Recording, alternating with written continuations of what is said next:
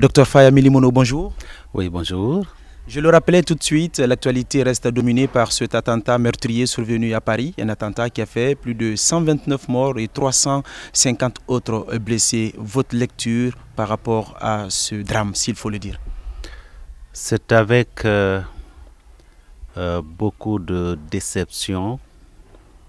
C'est un sentiment de consternation que nous avons eu quand nous avons appris ces attentats terroristes dont le peuple français a été victime.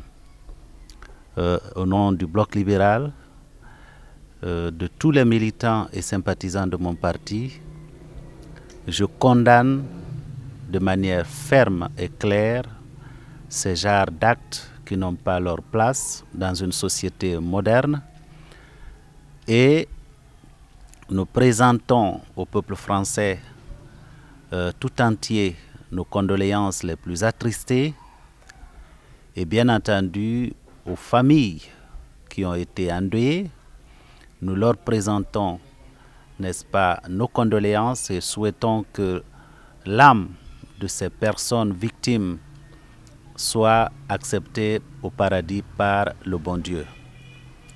Ce sont des genres d'actes que, à travers le monde, tous ceux qui croient en la sainteté de la vie humaine devaient se donner les mains pour combattre et éradiquer ça complètement, n'est-ce pas, sur notre planète. Ça n'a pas sa place. Docteur Faya Milimono, je le disais, le terrorisme occupe aujourd'hui une place très importante dans le monde. Vous étiez en quête du pouvoir. Vous avez certainement une lecture face à cette autre activité qui endeuille pas mal de familles dans le monde entier. Nous savons que le terrorisme dont beaucoup de personnes sont victimes à travers le monde a, entre autres origines, l'extrémisme religieux. J'étais personnellement aux États-Unis le 11 septembre 2001 lorsque le peuple américain a été attaqué sur son sol. 3000 personnes ont été tuées le même jour. Nous savons que ceux-là qui perpétuent ces actes au nom d'Allah, en réalité, ne savent même pas ce qu'on appelle Allah. Je lisais il y a quelques jours sur un site que parmi, n'est-ce pas, les terroristes de Boko Haram, il y en a qui ne savent même pas faire les ablutions pour prier comme un bon musulman. Ça veut dire que il y a des gens qui utilisent, n'est-ce pas, le nom de Dieu. Il y a des gens qui utilisent le nom des religions nobles que nous respectons à travers le monde pour commettre des actes terroristes. Je crois que ceci devrait interpeller tout le monde pour que chacun, au-delà de sa croyance, comprenne que les innocents on n'a pas le droit de tuer les innocents comme c'est le cas. Le terrorisme, c'est aussi, si vous voulez, la situation difficile que nous vivons dans certaines parties du monde. Comme vous le savez, nous avons dans certains pays des gouvernances qui ont échoué. Et toute gouvernance qui échoue produit la pauvreté. Et lorsque la pauvreté est produite, elle a tendance, n'est-ce pas, à s'aimer les conséquences sur tout le monde. Et personne ne se sent en réalité à l'abri.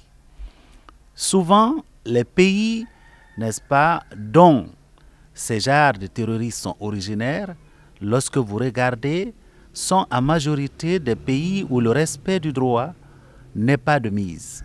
Ce sont des pays dans lesquels on ne vit pas de réelle démocratie. Ce sont donc des pays qui sont en proie, n'est-ce pas, à la violence. Et c'est cette violence qu'on essaye, n'est-ce pas, de s'aimer à travers le monde et faire des victimes. Je crois que c'est pour cette raison, à mon avis, c'est une question qui doit interpeller tout le monde. Que l'on soit de ces pays qui se battent, n'est-ce pas, pour que ils aient droit au respect de leurs droits et libertés, que ce soit de ces pays, n'est-ce pas, où on est passé de la situation de dictature à une situation de démocratie, à un état de droit véritable, nous avons tous besoin de nous donner la main pour mettre fin, n'est-ce pas, à la pauvreté à travers le monde, aux frustrations à travers le monde, et par ricochet, n'est-ce pas, on a besoin de mettre fin à ces considérations intégristes que nous observons au niveau de certaines personnes de par le monde. Je ne sais pas quelle est la position de Dr Faya Milimono. Certains observateurs disent que la France est victime d'elle-même. Et sans gêne, ils disent clairement que la France doit revoir sa stratégie de la politique extérieure. Quelle est votre position par rapport à cette problématique? Je ne suis pas d'accord avec cette vision des choses. Les gens vont souvent, si vous voulez, avec des appréciations quelque peu biaisées.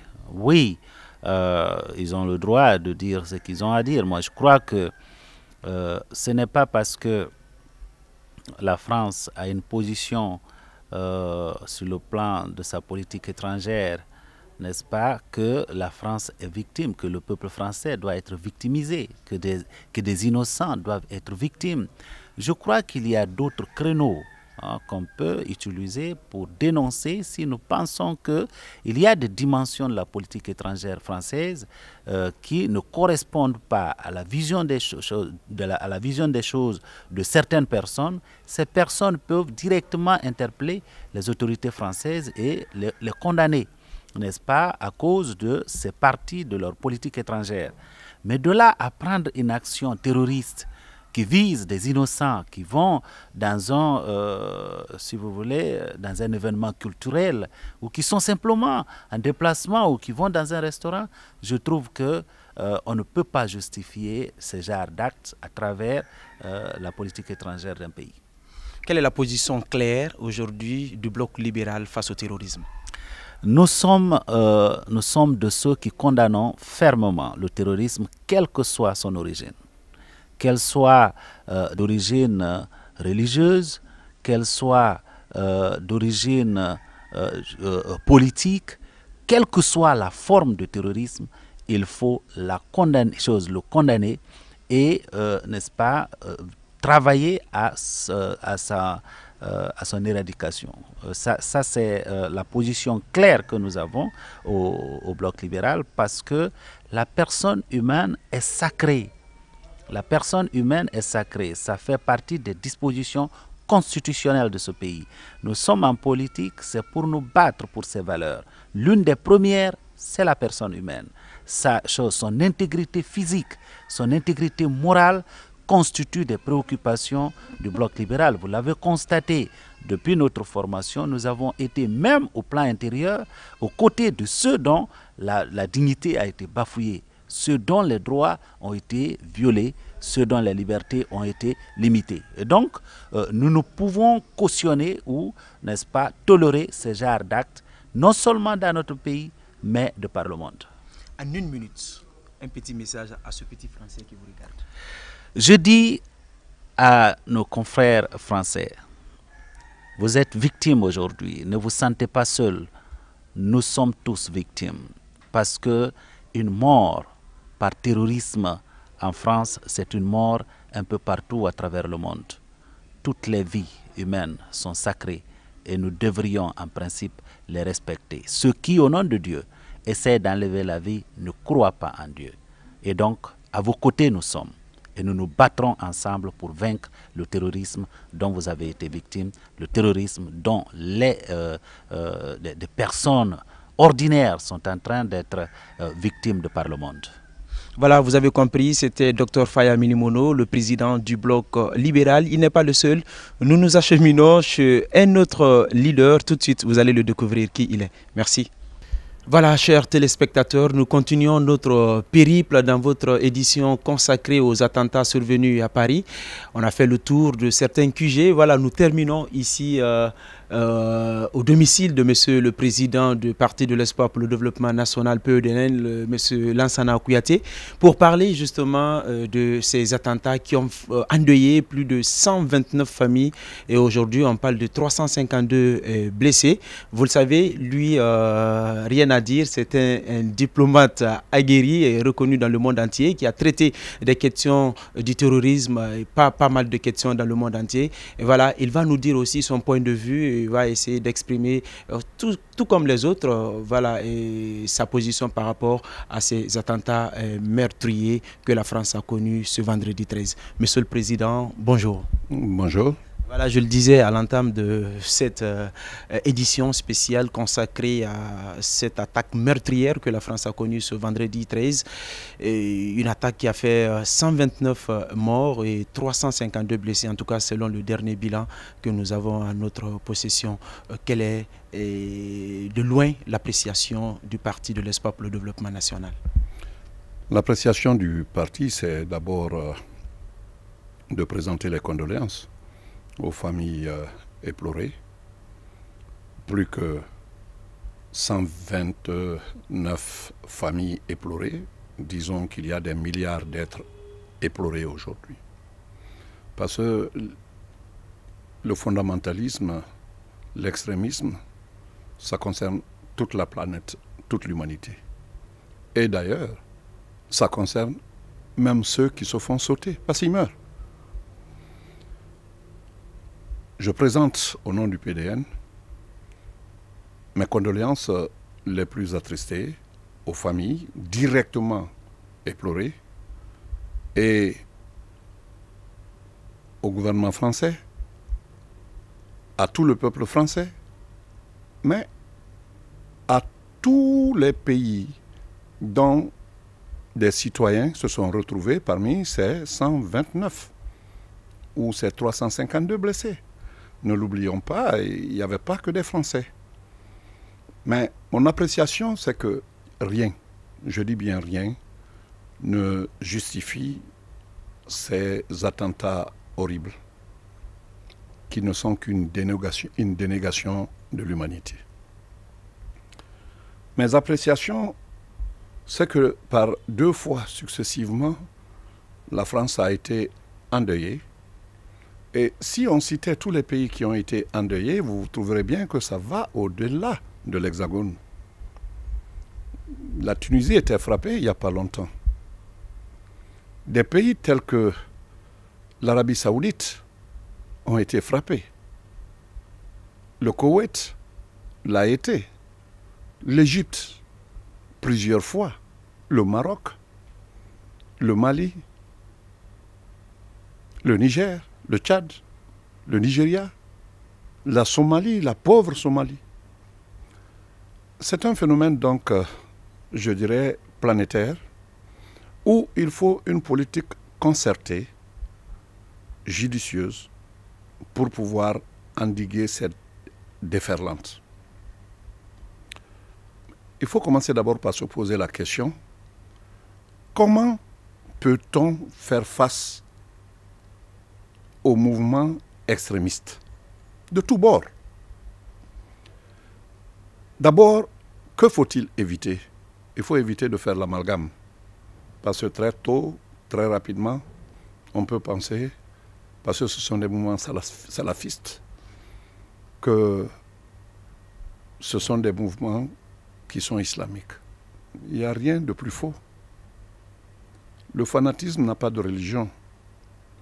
La religion musulmane est tout sauf le fanatisme. Ce n'est pas la peine d'aller dans le détail. L'histoire de l'islam le prouve suffisamment. Mais je crois que les religions ou les religieux doivent apprendre à connaître les religions les uns des autres. Parce que là aussi le bas blesse. Il y a au niveau des hiérarchies élevées de chaque religion des réflexions là-dessus, peut-être même des contacts. Et des efforts à ce niveau, d'accord. Mais est-ce que ça descend jusqu'au peuple pour savoir ce qu'est la religion musulmane, ce qu'est la religion chrétienne, ce qu'est la religion bouddhiste, ce qu'est la religion taoïste, etc., etc., ce qu'est le judaïsme. Ces religions se sont apportées, monothéistes, se sont apportées à un moment de l'histoire des assistances face au polythéisme. On l'oublie aujourd'hui. Mais on oublie aussi que les pays musulmans ont été durement éprouvés par le même fanatisme. Je voudrais rappeler que les 4 califes éclairés, comme on les appelle, de l'islam, Sayyidina Abu Bakr, Sayyidina Omar, Sayyidina Osman et enfin Sayyidina Ali. Sur les 4, il n'y a que Abu Bakr qui est mort de sa mort naturelle. Les 3 autres ont été assassinés. Et combien ont été assassinés après eux, parmi les califes ou les imams, lorsque les chiites ont prôné l'imama? Il y en a beaucoup. Si ce n'est plus la même expression, la même façon de tuer, ou les mêmes raisons même parfois, mais le fanatisme égale fanatisme. Il faut donc surmonter les émotions qui nous amènent à la haine les uns des autres quand on pratique ces religions de la façon la plus classique, la plus normale. Ceux qui commettent ce crime ne sont ni musulmans, ni autre chose que des obscurantistes qui partent de raisons données pour semer la mort et la désolation. Monsieur le Président Lansana Kouyaté, voilà, je pense que vous êtes le mieux placé à peut-être répondre à cette question parce que vous êtes un diplomate aguerri. Qu'est-ce qu'il faut sur le plan diplomatique ou politique pour freiner ce que moi je dirais, cette hémorragie d'attaque qui se passe à longueur de journée? C'est une question qui va au-delà de la diplomatie, c'est une question qui va au-delà de la politique, ça touche à tous les domaines presque. Et oui, la diplomatie a son rôle. Oui, la politique a son rôle parce que la volonté politique est la première des volontés, étant donné que la réalité de nos États aujourd'hui, de nos organisations, c'est que chaque État est dirigé par un État politique. Même si l'État est religieux, il est aussi politique. C'est absolument important. Il faut qu'il y ait plus de solidarité dans la gestion de certains fléaux et que cela soit reconnu comme tel. Le fondamentalisme, l'extrémisme fait partie de cela. Tout comme les questions d'environnement, les questions de la grande criminalité transfrontalière, la question de blanchiment d'argent, etc., etc. Ça n'appartient à aucune nation. Donc il faut une véritable solidarité, un plan d'action universel. Mais ce plan ne peut prospérer que quand on donne au monde un leadership éclairé. Est-ce que le monde ne manque vraiment pas d'hommes exceptionnels qui sachent transcender les intérêts un peu étriqués de chaque État, mais aussi le grand homme, c'est la rencontre de 2 choses, comme vous le savez. C'est le caractère et l'événement. Mais on a un événement là. C'est l'événement justement de l'intégrisme, du fondamentalisme. L'événement est là. Mais où sont les caractères? Tel que pendant la Deuxième Guerre mondiale, ou la Première ou la Deuxième Guerre mondiale, c'est toutes ces grandes figures qui se sont illustrées dans un élan commun pour combattre l'hitlérisme. Ce caractère-là ne s'affirme pas trop. Parce que les États, même les grandes puissances, sont plus ou moins introvertis. La solidarité, oui, il y a la solidarité quand ça arrive quelque chose. On a vu beaucoup de dirigeants du monde défiler dans les rues de Paris. Mais ce n'est pas tout. À mon avis, ce n'est pas tout. Deuxièmement, qu'est-ce qu'il faut? Il faut créer, normalement, au sein des Nations Unies même, il y a des organisations, il y a beaucoup d'organisations, mais maintenant appeler à une conférence pour dessiner les grandes lignes d'action. Mais pour ne pas nous cacher la vérité. Sauf que le monde est aussi divisé hein, sur cette question. Le monde est divisé sur cette question, c'est vrai. Mais le monde, sur quel sujet le monde n'a pas été divisé? Même la question de l'environnement, le monde est divisé. Mais il y a des grandes rencontres pour en dessiner quand même la conduite. Sur toutes les questions, le monde est divisé. Le monde ne sera jamais unanime sur un sujet. Monsieur le Président... C'est parce que le monde n'est pas unanime qu'il faut se retrouver pour dessiner une action coordonnée. Mais l'action est d'autant difficile qu'on a des armées classiques qu'on met à contribution pour endiguer une armée qui ne l'est pas. Le b.a.-ba du militaire, quand il va en guerre, il ne va pas pour mourir. Hein. Il va combattre, mais pour préserver sa vie pendant le combat. Ça, c'est le b.a.-ba de la doctrine militaire. Donc les concepts d'opération ne sont même pas les mêmes. Mais quand le militaire va, on lui dit de tout faire pour survivre tout en gagnant la guerre. Même quand tu es fait prisonnier de guerre, cela vaudrait mieux que d'être tué. Donc on a en face deux équipes. Une va pour gagner sans perdre la vie, l'autre va pour mourir sans même pouvoir gagner. Pour l'honneur. Pour l'honneur, pour le paradis. En tout cas pour la cause, n'est-ce pas, qu'il défend. Voilà. Généralement, on dit que c'est une cause divine. Généralement, quand le mouvement extrémiste est d'origine divine, parce qu'il y en a qui ne sont pas, je veux dire quand c'est plutôt d'origine religieuse, mais il y en a qui ne le sont pas et qui donc se prêtent à d'autres causes. Et est-ce que nos armées classiques peuvent vaincre des gens dont l'objectif est précisément de mourir parce qu'ils croient en ce qu'on leur enseigne? Voilà une question. C'est une question à laquelle, personnellement, il m'est difficile de répondre, mais ça doit inciter la réflexion de tout le monde entier, de tous ceux qui sont aujourd'hui frappés. Je voudrais rappeler, et je l'ai dit tout de suite, entre parenthèses, que l'islam a été victime de l'islamisme. L'Arabie saoudite a été attaquée en pleine période de pèlerinage. On a pris même la Kaaba, les lieux saints. Qu'est-ce qui est venu pour aider? C'était le GIGN, la sécurité intérieure française, qu'on a dû déployer à l'époque pour venir faire déloger ces fanatiques qui sont venus prendre la Kaaba. L'Égypte, le Koweït, la Tunisie, le Maroc, beaucoup de pays, soit entièrement musulmans, soit partiellement musulmans, ont subi les mêmes choses. Est-ce que, Monsieur le Président, le monde ne se contredit pas? Parce qu'il paraîtrait que ces hommes-là sont aussi soutenus par ces grandes puissances. Écoutez, je ne parlerai pas de soutien, mais je parlerai de passivité face à leurs sources de financement. Parce que qui dit État islamique, qui dit État islamique pour l'Afrique de l'Ouest, l'ancien Boko Haram, dit tout de suite financement. Ça vient d'où? Il n'y a pas de mouvement financier qui puisse se faire aujourd'hui sans que les intelligences des grands pays ne soient informées. Alors, pourquoi tant de passivité? Est-ce un croisement d'intérêts? Parce que ces pays ont des intérêts avec, n'est-ce pas, ceux qui financent et qui ont fait des investissements ou qui sont en train de faire ces investissements dans tous les secteurs des grands pays.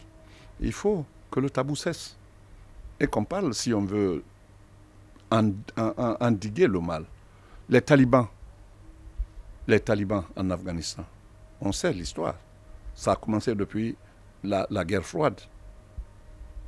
Depuis la guerre froide, lorsque les talibans luttaient contre le gouvernement de Najibullah, qui était qui était soutenu par Moscou. Mais à l'époque, les pays occidentaux ont soutenu les talibans parce que c'était une cause immédiate et il fallait vaincre, n'est-ce pas, le régime communiste en Afghanistan où des enjeux économiques de pipeline, de gaz se posaient. Et ils n'ont pas hésité à soutenir les talibans à l'époque. Mais tout ce qui a été donné comme arme aux talibans s'est retourné contre, n'est-ce pas, les pays occidentaux. La question est très difficile, alors en tout cas entendre M. Lansana Kouyaté a résorbé aussi rapidement, même si la France quand même à travers ses autorités promettent de se relever très rapidement de ce drame. Alors Monsieur le Président, partout où je suis passé, j'ai posé cette question, est-ce que la France n'est pas quelque part victime de sa politique extérieure comme le pensent certains observateurs? Victime de sa politique extérieure, on le dit parce qu'elle intervient en Syrie. On le dit parce qu'elle intervient dans beaucoup d'endroits où les mêmes mouvements sont nés. Je ne situerai pas le problème spécifiquement à la France. Les pays ont des doctrines de politique étrangère. Et soyez sûrs que le b.a.-ba de cette politique dit, le point numéro 1 en tout cas, la politique extérieure d'un grand pays consiste à préserver d'abord les intérêts du pays. Qu'est-ce qui fait que la France va en Syrie? Il ne faut pas passer la question par perte et profit. La France a certainement des raisons d'aller en Syrie. Parce que ce qui se passe là-bas, si la France reste, ou si les puissances restent sans rien faire, supposons un peu que ça soit ça. Parce que la question se ramène à cela. Pourquoi intervenir si loin? Mais si les grandes puissances n'aident pas la Syrie, l'État islamique de al-Baghdadi, qui a proclamé, il l'a dit clair, il dit qu'il veut créer un État. C'est aux confins de la Syrie, de l'Irak et même de l'Iran. Un État qui existe sous cette forme, qui vient de la décomposition d'autres États et qui se crée par la force des armes devant nous tous, alors ça sera l'instabilité à la chaîne partout dans le monde. Est-ce que c'est ce qu'on souhaite? Non. Probablement, ce que j'aurais fait si j'étais la France, c'est de pouvoir coordonner mieux, enclencher en même temps une politique militaire, politique, mais aussi de réelle relance de l'économie des pays pauvres, parce qu'il faut le reconnaître, il y a trop d'égoïsme. Tout ce qu'on dit qu'on fait comme aide, le directeur de la FAO, Diouf, à l'époque, avait lancé un cri de détresse en disant que ce qu'on donne aux animaux domestiques est supérieur à ce qu'on fait comme don aux hommes affamés sur la terre. Ce sont des cas désespérés. Ce sont des gens qui n'ont plus rien à craindre de la mort, qui vont se donner justement au mouvement intégriste. Or, l'enchevêtrement de l'économie aujourd'hui est tel que aucun développement n'est strictement endogène. Il faut toujours que l'extérieur s'implique. D'ailleurs, ça a toujours été comme ça depuis la nuit des temps. Donc, ne pas concevoir seulement, si vous voulez, le barrage qu'on doit faire à l'État islamique de al-Baghdadi sur le plan militaire, mais concevoir dans un schéma plus large tout ce qui fait le bonheur des fondamentalistes, c'est-à-dire la misère. Il faut accroître l'analyse, étendre l'éventail pour cerner les causes qui sont directes ou indirectes pour pouvoir commencer enfin à lutter de façon intelligente. Lansana Kouyaté, président, Lansana Kouyaté, président, je me répète, n'est pas exclu. Vous devenez président de la République. Quelle sera la stratégie, en tout cas, que vous allez mener pour lutter contre le terrorisme? La stratégie de Lansana Kouyaté, président. D'abord, il faut répondre à la question de savoir si nous sommes prêts à respecter notre statut de république laïque. Si c'est la laïcité, il faut apporter la même aide à toutes les religions, bien sûr. Et c'est pourquoi il y avait ici, dans le temps, le ministère des Affaires islamiques. Quand je suis venu dans mon gouvernement, j'ai mis le ministère, du moins le secrétariat aux affaires religieuses.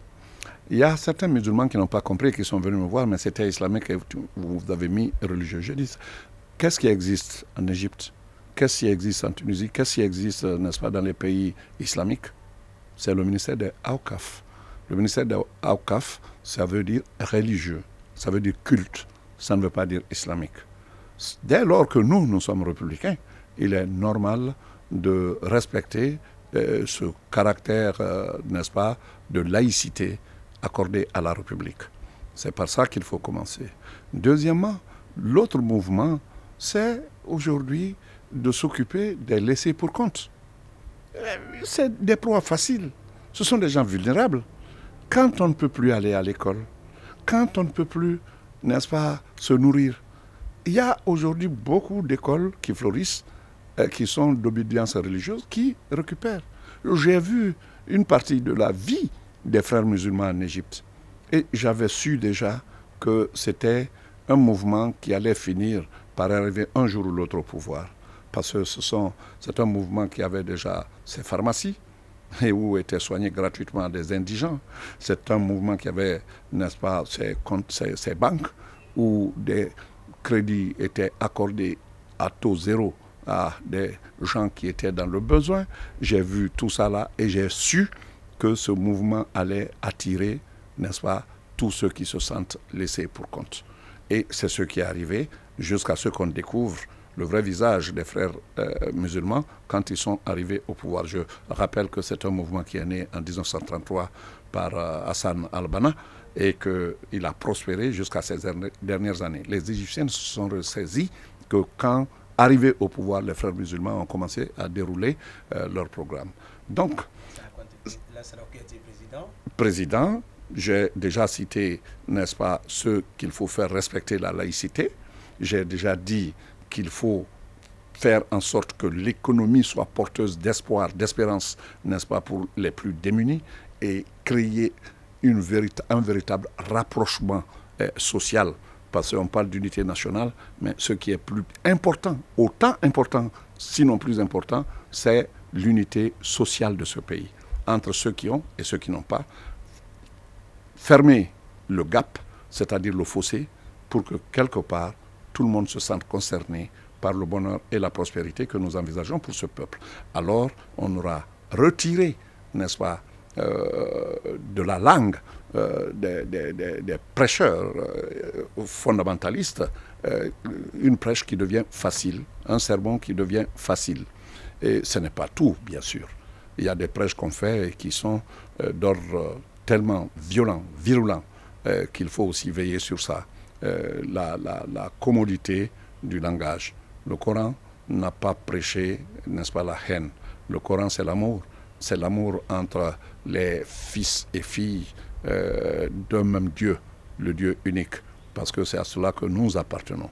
Et le christianisme ne dit pas le contraire, parce que Issa, Jésus-Christ, est reconnu par le Coran, tout comme Moussa, Moïse l'a été, tout comme Abraham l'a été. Monsieur le Président, nous arrivons au terme de cette émission. Il y a ce petit Français, ce peuple français qui vous regarde.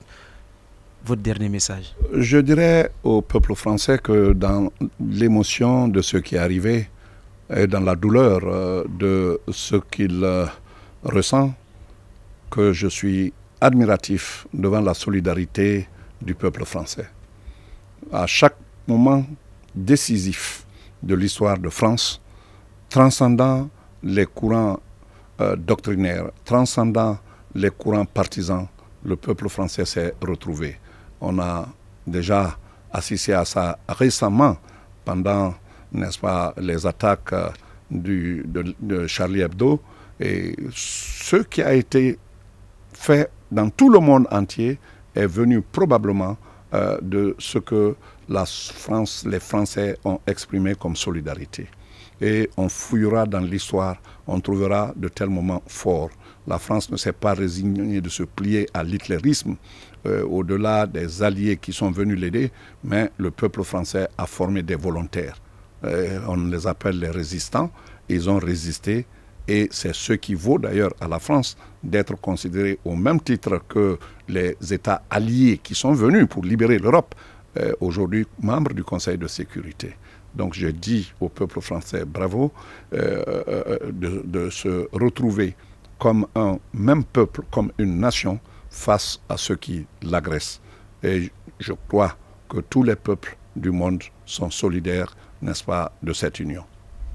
Ces mots du président du Parti de l'Espoir pour le développement national met fin à cette édition spéciale consacrée aux attentats survenus en France. Je le rappelle encore, les attentats qui ont endeuillé 129 familles, 352 blessés.